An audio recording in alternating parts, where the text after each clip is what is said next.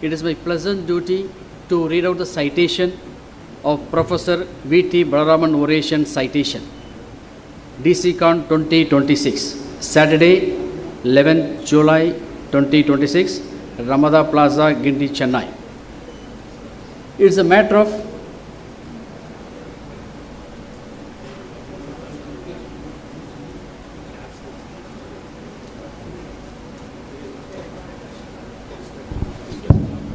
Unfortunately, doctor is not here with us due to unavoidable circumstances, so he sent us a video, so we will be playing that video for all of us now. Yes, thank you. Sorry for the inconvenience. Sir is not able to make it today's function because he's got held up in Dubai. So, and video show, we just read out the citation.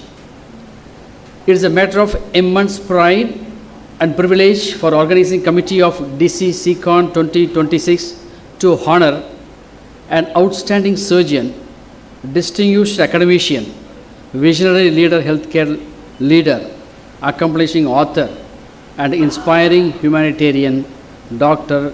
J.S. Rajkumar. He is a chairman and chief surgeon of Lifeline Multi-Specialty Hospital Private Limited. He is a consultant surgeon gastroenterologist, Malar Hospital, Chennai, the adjunct professor of Sri Balaji Medical College Hospital, and a visiting professor of Mahatma Gandhi Institute of Medical Sciences and internationally respected ambassador of Indian surgery. Dr. Rajkumar's journey is a remarkable story of brilliance, dedication, and excellence.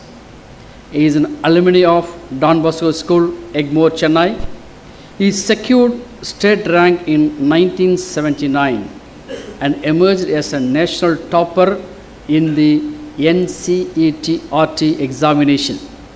During his medical education between 1980 and 85, he received extraordinary 32 gold medals and academic awards reflecting an exceptional commitment to scholarship and excellence. He was also honored with Best Outgoing Postgraduate Medical Student Award during the Master of Surgery training in 1997. His pursuit of surgical excellence led him to earn fellowship from most prestigious surgical colleges across the world, including Royal College of Surgeons, England, Edinburgh, Glasgow, and Ireland. Over the years, he has been elevated a fellow of numerous distinguished professional organizations, including the International College of Surgeons, Chicago, the American College of Gastroenterology, the International College of Angiology, Royal College of Society in London, and the International Medical Science Academy, and many other places. He is a minimal surgeon in India and is a several national, international surgical bodies recognize his excellence. As the founder of chairman of Lifeline Multi-Specialty Hospital, Dr. Rajkumar has combined clinical excellence with the compassionate patient care, innovative surgical practice, academic mentorship, visionary hospital leadership. His contribution to minimally invasive surgery and surgical gastroenterology has been earned his admiration and respect college across students and patients across India. Today, we are privileged to have Dr. J.S. Rajkumar deliver the most prestigious Professor V.T. Balaraman Oration on the thought-provoking topic, forever young is medically prone. In recognition of his outstanding contribution to surgery, medical education, academic excellence, hospital leadership, literature, and dedicated service to the society, the organizing committee of DCC Con 2026 takes great pleasure in conferring upon Dr. J.S. Rajkumar the prestigious Professor V.T. Balaraman Oration Award. Ladies and gentlemen, it is our proud privilege to invite J.S. Rajkumar to deliver the Professor V.T. Balaraman Oration. Afternoon to all our lovely doctors there. I am really pleased and honored to deliver this Professor V.T. Balaraman Oration for the Doctors Conference 2026. I want to start by thanking the entire panel of organizers, especially Dr. Natarajan and Dr. Dharani, for having invited me to give this oration. I consider it a great honor and privilege.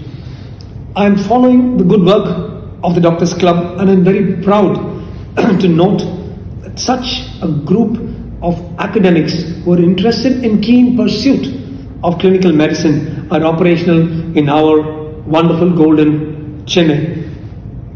Next, let's talk about Professor VTB. I was fortunate to be part of his 34-year-old journey in the Madras Medical College. We all used to attend his clinics and his classes. Famed for his humor, he used to hold us thrilled to our chairs. Specifically, the terms that he used to describe a diabetic's problems, where Professor VTB used to say, "Sir, na thanni goda goda goda nu kudikiren, ana urine mattum goda goda goda nu pogudhu." They are unforgettable to describe the polydipsia and polyuria of a diabetic. Many more phrases of his describing situations in clinical medicine have become immortal in the corridors of Madras Medical College. Most importantly, he was a man who wished the best for all his students, and to this day we all remember and think of Professor V.T. Balaraman with love and affection. It was a crowning glory that Professor VTB got a Lifetime Achievement Award when we celebrated 175 years of the immortal Madras Medical College. We always crave his blessings today and forever.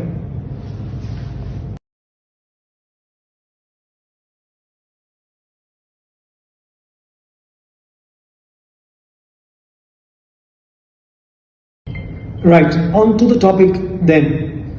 Is it possible to remain forever young? Is it medically proven? What is the data? Well, Professor VTB was forever young throughout his life. The concept of longevity or extending one's physical and biological age has been known since time immemorial.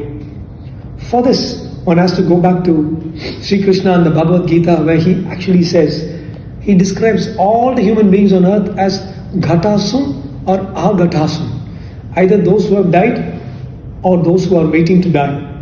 In a sense, every one of us, every organism, from the time of its birth, it has got the apoptosis or programmed cell death, where all our times are marked. But it is possible, using medical data, using a mixture of East and West, to prolong this and add life to years and years to life. Let us then move on to looking at what medicine 1.0, 2.0 and 3.0 are. 1.0 medicines basically just treating disease completely empirically. Medicine 2.0 for the last 30-40 years before was treating a disease after it attacked a human being. Now we are in the era of medicine 3.0, where you anticipate disease, studying the genes and the background of a man, and ward off anything that could possibly kill him or her, so that you can extend the life. So we are in the age of medicine 3.0, and let us see how we can use it for our longevity. The Holy Bible speaks of the 4 horsemen on white horses who will appear at the time of the damnation of the world. They are called the horsemen of the apocalypse. Well, today's mankind is also looking at 4 such horsemen who are the biggest killers of humanity today. Many of you may be thinking that COVID killed a lot of people. COVID killed 4.5 million people on the planet. Wow, right? And 1.5 million in India. Wow, right? every year, even during COVID, the number of people who are getting killed by these 4 horsemen is close to 4 crores or 40 million people. Who are these 4 horsemen? Let's study about them. All of longevity medicine is based on keeping these 4 horsemen away so that we could live long and healthy lives. These 4 horsemen that kill 80 to 90% of humanity are: number 1, heart disease; number 2, cancer; number 3, neurodegenerative diseases like Alzheimer's, Parkinson's; and number 4, metabolic disease like diabetes. Let's take the heart for example. In Tamil Nadu, every year 7 to 8 lakh people die of all causes.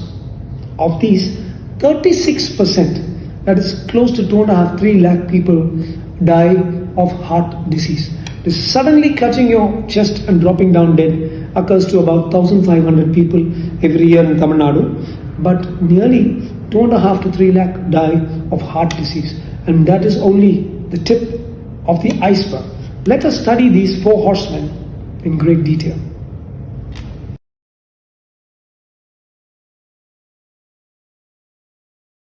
The famous Stoic philosopher in Rome, Epictetus, was asked, "Tell me one universal truth." And he said, "Everybody dies." That is the truth. There's a famous story of a Greek demigod called Tithonus. Now, Tithonus prayed to the gods for eternal life, but he forgot to ask for eternal health. So he just remained old and weak and completely knocked out, but not dead. So it's useless to just live long, but to live like a vegetable. So therefore, it's important for us to add not only years to our life, but we must add life to our years. We have to look no further than people like Tirumular, who reportedly lived for 3,000 years in the 7th century. Even well before that, thousands of years before that, we have Agathir, who wrote, which is the basis of Siddha medicine, of course, of how to live long and to live healthily. In other words, my dear friends, every one of you doctors must also live ages that are far lower than your chronological age. You could have a chronological age of 60 or 70, but you should have a biological age of 30 or 40, and that is the principle of anti-aging therapy or of longevity. We talked of medicine 1.0, 2.0, and now 3.0, which includes anti-aging medicine, customized, personalized medicine, etc.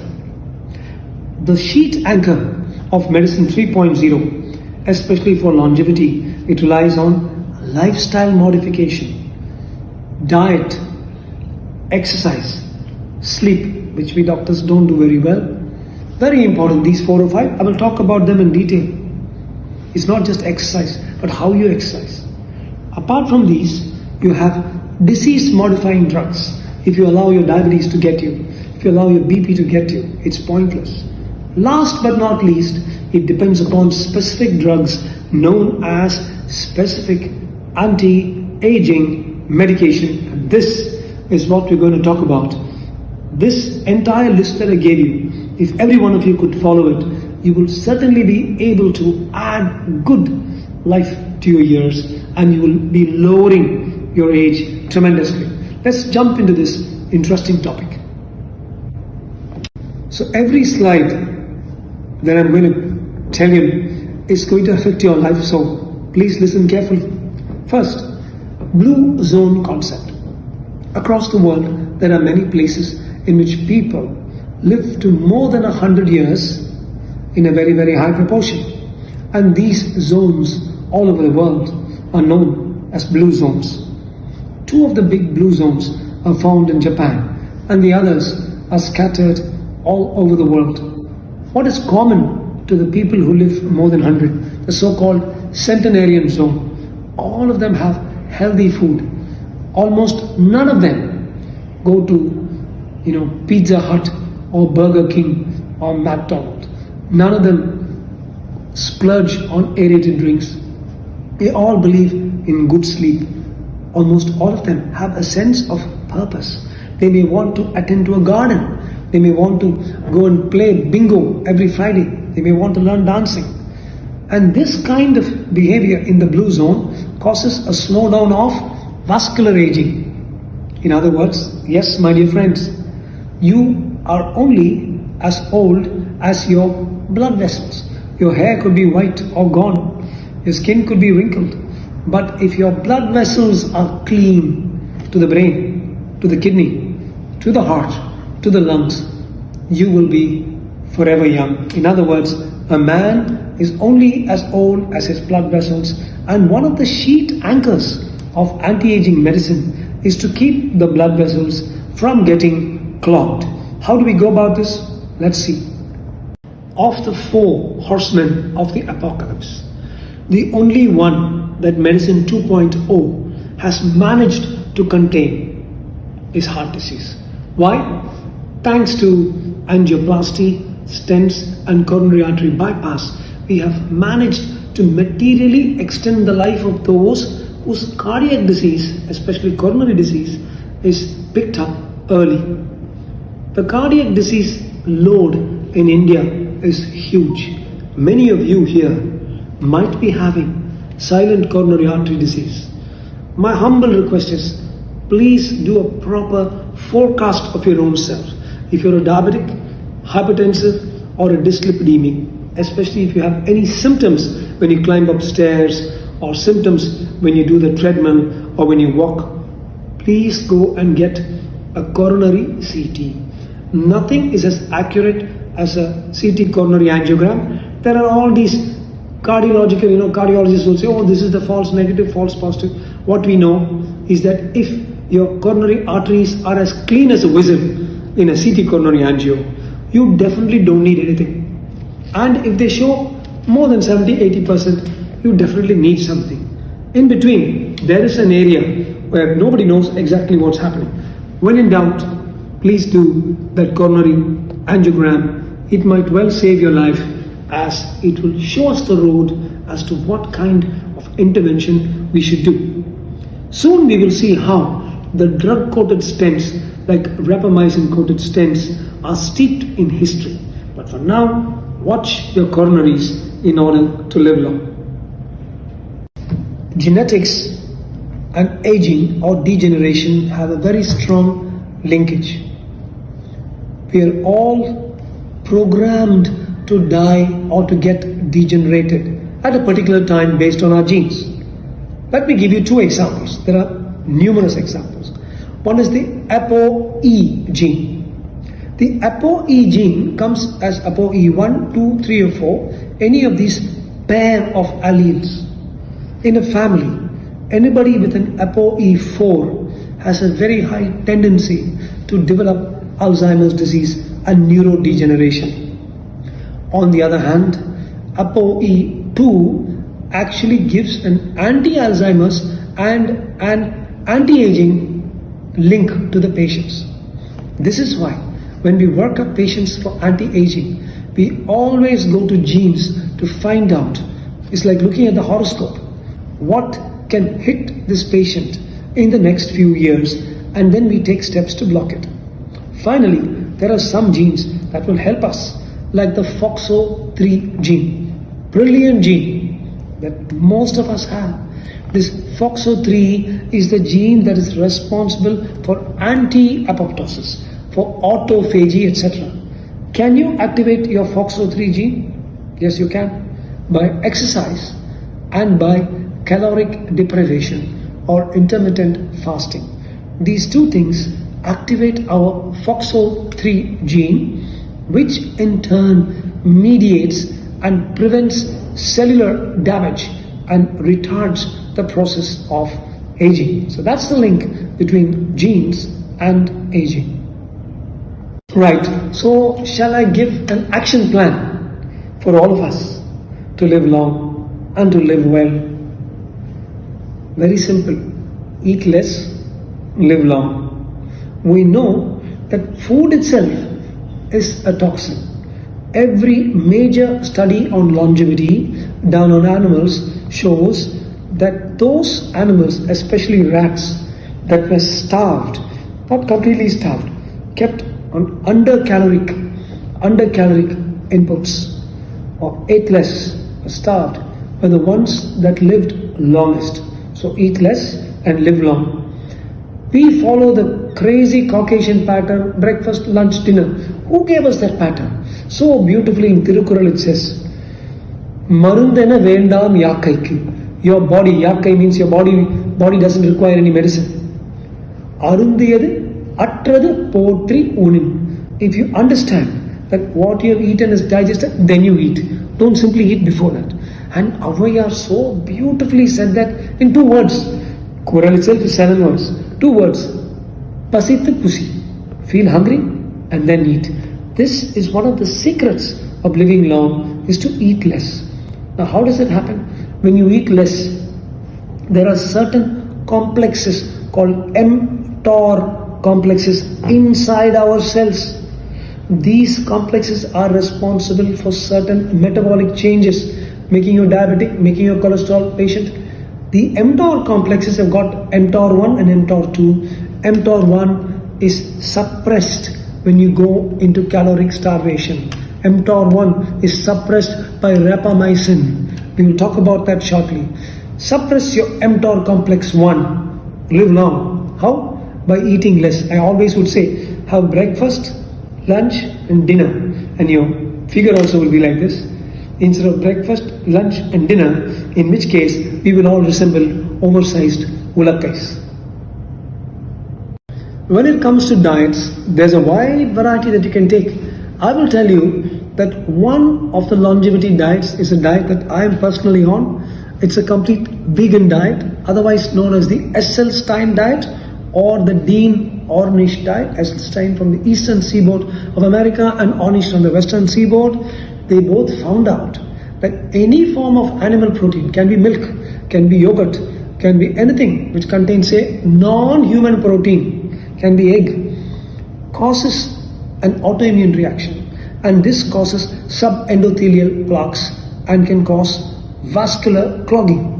They proved that patients who could not have stents put in, who could not have bypasses, stringy blocked vessels, even these patients were living much longer when they were put on a vegan diet. So that's the vegan diet. It's a difficult diet and you'll always be deficient of protein. You have to keep taking soya, tofu, etc. The Atkins and the paleo diets, those of you who are meat lovers, if you want to lose weight, take the Atkins diet. Means only fat and only lots of protein, almost zero on carbs. You lose weight, not so good for blood vessels. Paleo diet, again, what the Paleolithic man had, mainly meat and some berries, good to lose weight, good to get good stringy muscles, not so good from the point of view of longevity. Here we come. What is TRF? Time restricted fasting. Don't eat after 6 or 7. Don't eat until 6 or 7. About 12 hours if you're over 50, 55. 16 hours if you're younger. Even 18 hours if you're even younger. When you time restrict and fast, the pancreas, which is normally sleeping in the evening and night, is not activated. And therefore, your insulin, which causes fat, which causes a lot of metabolic changes, will get reduced and your insulin resistance will come down. The bottom line, my friends, is CR, calorie restriction. If you want more of weight loss, you go for TRF, time restricted fasting. If you want muscle but calorie restriction, go for paleo. If you want to protect your blood vessels of your brain and your coronaries and your kidneys and your legs, go for vegan. So there are various types of nutrition.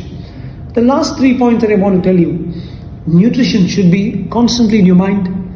You should have a judicious mix of protein and carbohydrate.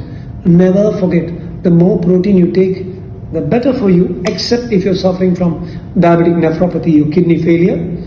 Protein is always better than carbohydrate. Plant protein is always better than animal protein. So if you have to choose between, say, peas and soya and tofu on one side and beef, etc. on the other, or mutton on the other side, which is safer for you. So this is a quick bird's eye view of the importance of nutrition in longevity.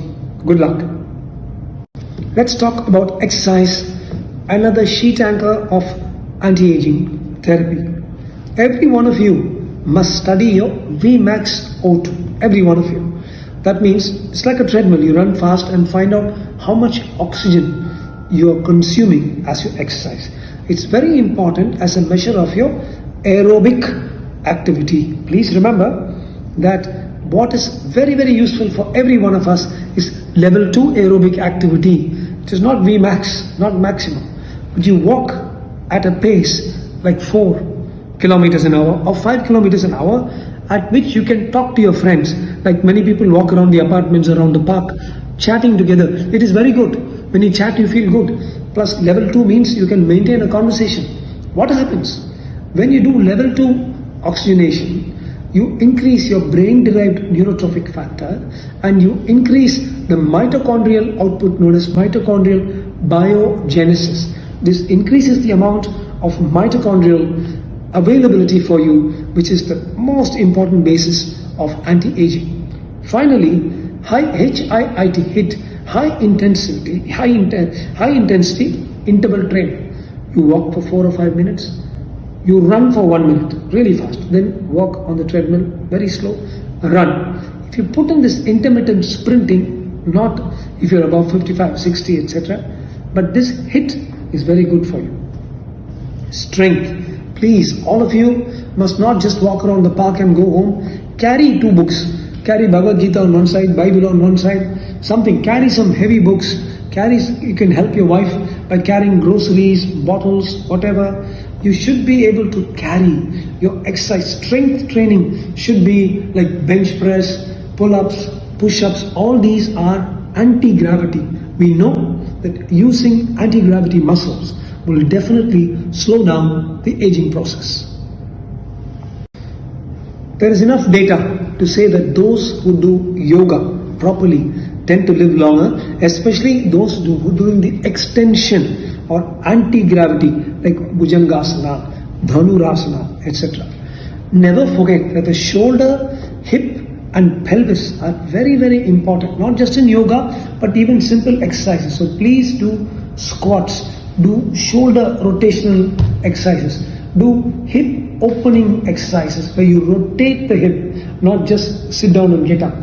Some of the weaker muscles as we grow older are the gluteus and the quads.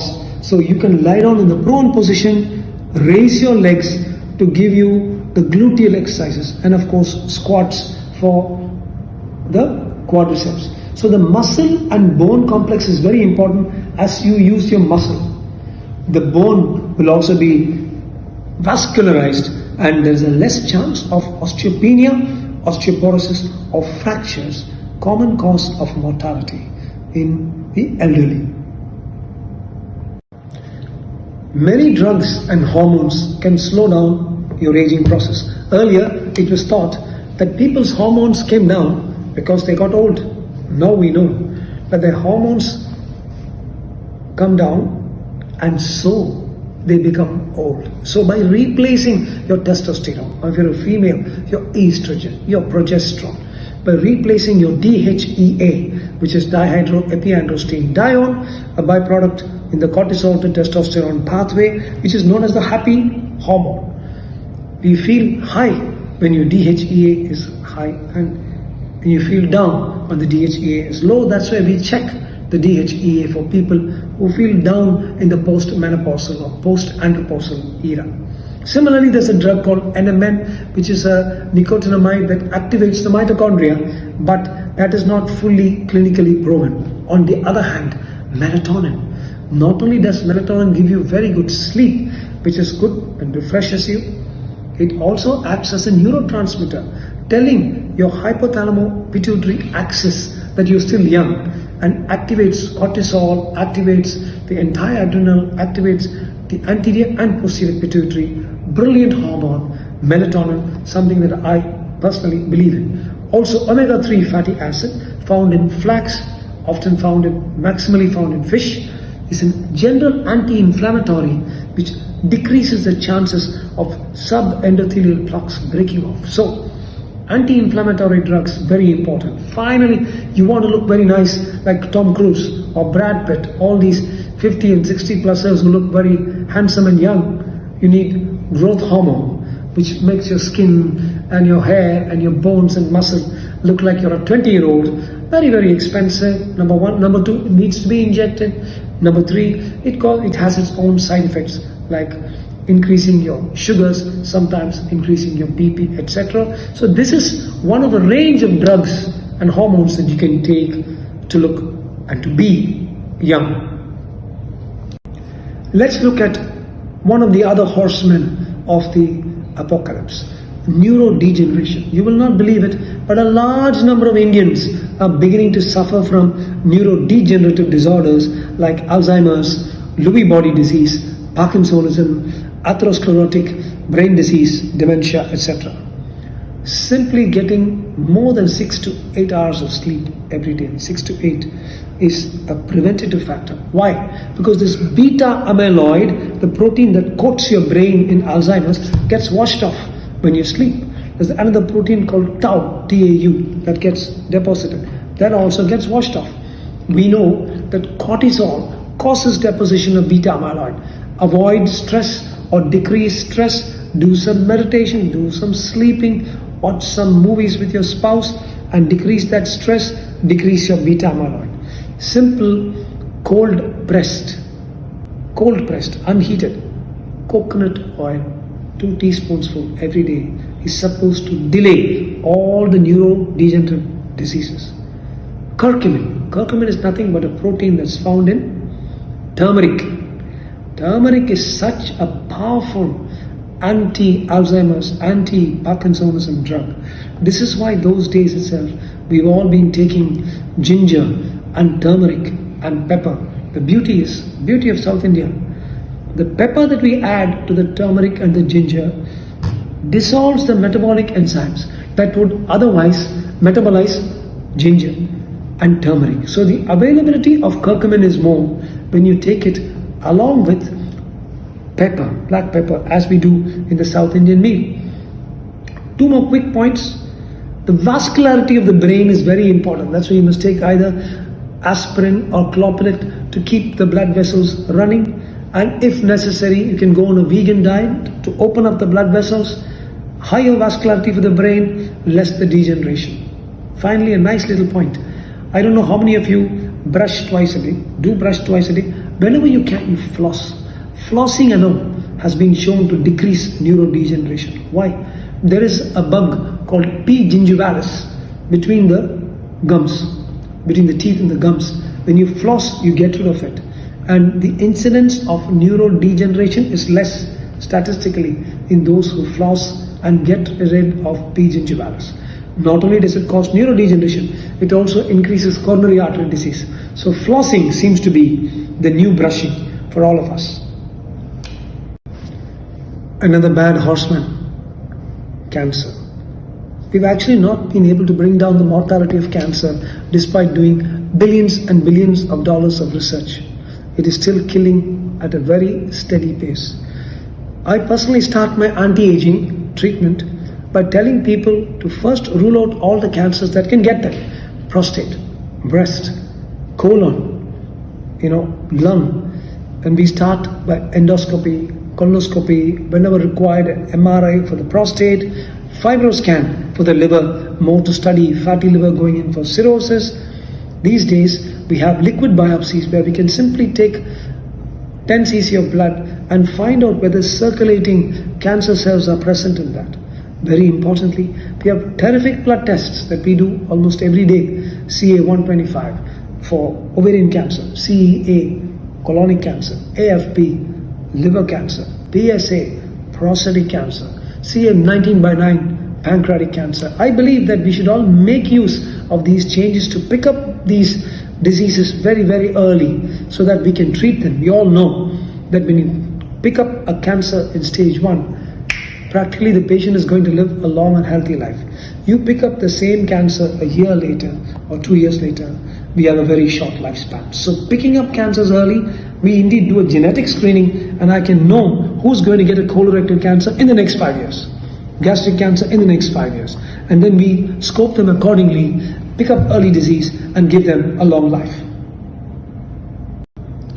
Again, another powerful, we talked about heart disease, we talked about cancer, we talked about neurodegeneration, the fourth horseman, metabolic breakdown, and led by diabetes, accompanied by obesity, dyslipidemia and hypertension.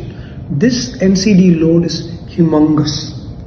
My advice to all of you is, please do not rely upon HbA1c. In anti-aging, we don't go by HbA1c. We go by a far more accurate measurement, namely CGM, or continuous glucose monitoring. Some people do for 7 days, some 10, some like to do it, like my close relatives like to do it till it runs out for 14 days. But that's okay. You need to know when the sugar goes up and down and treat it accordingly. CGM. Similarly, if somebody says, which is one single best test for my dyslipidemia, it's not your cholesterol triglyceride. Check your ApoB. It's your ApoB that determines which bit of your lipids is going across into the subendothelial plaque. And luckily for us, statins like rosuvastatin and newer drugs like IOX3, they lower the ApoB significantly. So ApoB and CGM are two things that every one of you physicians should keep in mind. I personally believe that for younger people who are obese, who've got diabetes plus obesity, it's wonderful to give them injections like GLP-1 and GIP-1 blockers like Mounjaro, Ozempic, etc. And those who are resistant or refractory, even to that, there is still a role for metabolic surgery, which one shot will knock off 25-30 kilograms, knock off the sugar, knock off the BP, knock off the cholesterol, knock off the reflux, knock off all the comorbidity. But that's another story that we should discuss. Only thing is, please be aware of metabolic degeneration, which is killing thousands of us every day. Remember, one, that every 20 seconds, a leg gets amputated for diabetes. Every 30 seconds, somebody goes blind because of diabetes. Every 45 seconds, somebody goes on permanent dialysis because of diabetes. Every 60 seconds, a life is lost because of diabetes all across the world. And even the best Ozempic or Mounjaro is temporary. And when you stop it, patients will just bump up and become huge again. So please do consider the metabolic surgeries, which are actually longevity giving, and they are supposed to extend life by about 15 years. A quick little talk, we all know about Easter Island in the Pacific Ocean, where these huge stones are being found, prehistoric and huge faces. This island is otherwise known as Rapa Nui. There is a volcano there, and the mud from that volcano seemed to give people miraculously antibacterial, antifungal, antiviral and anti-cholesterol impact. From this, due to the pioneering work of an Indian scientist called Suren Sehgal from America, he died early. But from this grew the wonderful drug called rapamycin. Many of us in this crowd, including myself, have stents that are coated with this rapamycin, which is supposed to inhibit further subendothelial plaques. Perhaps the future is to be able to take rapamycin orally to prevent the subendothelial plaques, but at this point of time, that is still experimental. There's something called biohacking, which means you get into your body's program, the motherboard, and change it to make you live longer. These are called biohacks, and my next book coming out is called 100 Biohacks for Everybody. Today, I'm going to just give you a few of those. We know, for example, that the parasympathetic, the bigger the parasympathetic and less the sympathetic, longer the life. Parasympathetic is carried by the vagus nerve. The more you stimulate the vagus nerve, the longer you will live. Let me give you some simple yoga tips. One is double inhalation. See, when you do one breath taking in and then another one, so it's a typical biohack. The second inhalation crunches the neck muscles against the vagus and increases vagus tone, increases your parasympathetic tone, and increases your chances of living long. Anything that you do, similarly, chin tuck, bring the chin down and move the chin back like this. That causes vagus. I'm just giving you some, there are 100 in the book. And there's the importance of your breath. Watch your breath.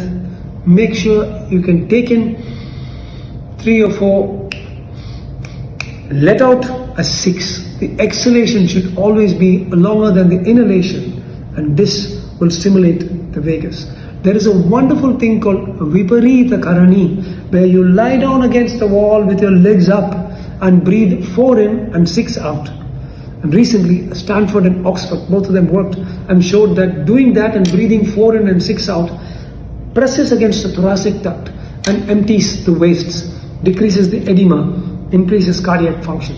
These are just some things, but come to me and I'll talk to you, help you with more of these biohacks, or wait and get my signed copy of 100 biohacks. These are simple tricks to make you live long and to use your physiology to get you a much better state of living. Adi Shankara, in his famous Bhaja Govindam, says, Punarapi Jananam, Punarapi Maranam, Punarapi Janani Jatare Sayam. We're all either dying, or we're being born, or we are waiting in that interval to enter somebody's womb. That's what a lifetime of science and philosophy has taught me. However, it is our duty as physicians to make this short stay on earth as pleasant and fulfilling as possible and as meaningful as possible. And my 15 years of experience in anti-aging has taught me this, that most of our physiological processes can be manipulated by the correct mixture of lifestyle, habits, drugs, and attitude. I hope I've brought some sense into your already erudite and scholarly minds. Once more, thank you for giving me this opportunity of presenting some interesting facts to all of you. Good luck, everyone. Jai Hind.